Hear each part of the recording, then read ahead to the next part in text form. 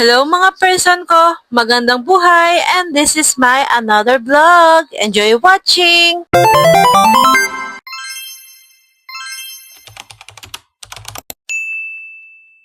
Kanyaman na, mag-dinner po tayo mga person ko. Ayan po ay broccoli na may hipon tapos nilagyan ng oyster sauce at luto po ng ate ng aking mahal na asawa. Meron din po tayo dito ng buro or tagilo, ginisa po nila ulit yan.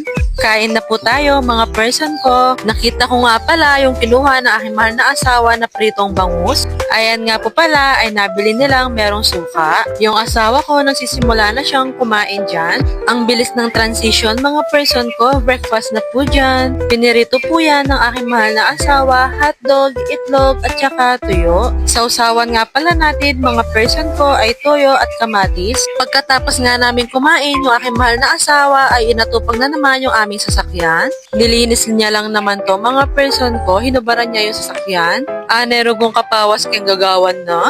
Madami na nga siyang nakalikot sa sasakyan na yan tapos ay inaayos niya. Si mama naman po ng aking mahal na asawa ay nagbabalot po ng suman. Si Papa naman po ay siya po yung nag-ihaw ng bangus. Ganda ng pang-ihaw namin eh. Ayan nga din po yung ginamit namin pang-ihaw ng Christmas.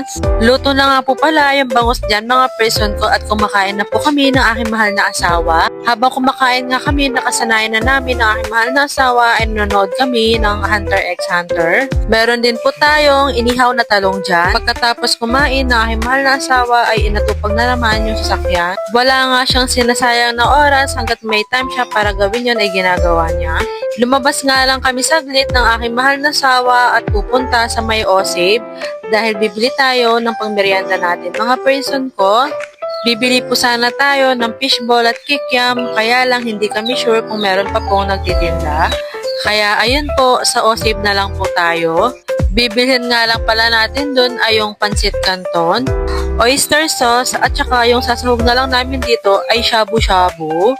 Bumili na rin kami ng siomay dyan mga person ko. Matagal ko na rin po kasi gustong tikman yung siomay nila dito sa Osave. Tapos si kuya na cashier po dito ay tinanong kami kung may barya kami at nagpapalit na rin po siya para hindi siya mahirapan na manukli. Sabi nga pala ng aking kapatid na meron daw na kasi na selecta sa Alphamart kaya pumunta kami sa Alphamart. Kaya lang pagpunta namin doon ay wala naman pong nakasale kaya ayan na lang po yung pinili namin. Pag-uwi nga po pala sa bahay ay pinaghihiwa ko na yung repolyo at saka carrots. At meron din po tayong bell pepper. Sinama ko na rin po yun, baka masira lang din po. Isang ganyan na nga lang po pala yung binili namin, baka hindi rin po namin kasi maubos kapag pinakadami pa po namin. Okay na po ito, kaya ilalabas na po natin yung kawali, lalagyan ng oil, bawang, sibuyas, yung mga sahog natin.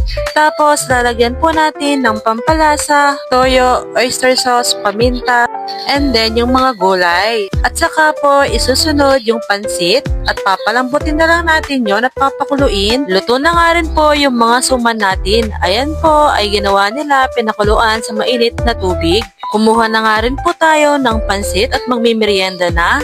At may pakukma nga. At kumuha nga ako ulit ng pritong bangus crackers. Nung una nga, naririnig ko sila na meron daw pritong bangus. Akala ko bangus talaga siya na iluluto pa lang or ipiprito. Ngayon pala ay crackers yun. Meron pa nga po yung suka o mga person ko. At ayan nga po mga person ko, nanonood na naman po tayo ng Hunter x Hunter habang kumakain. O siya mga person ko, hanggang dito na lang po for today's vlog. See you for my next one. Magandang buhay! Mwah!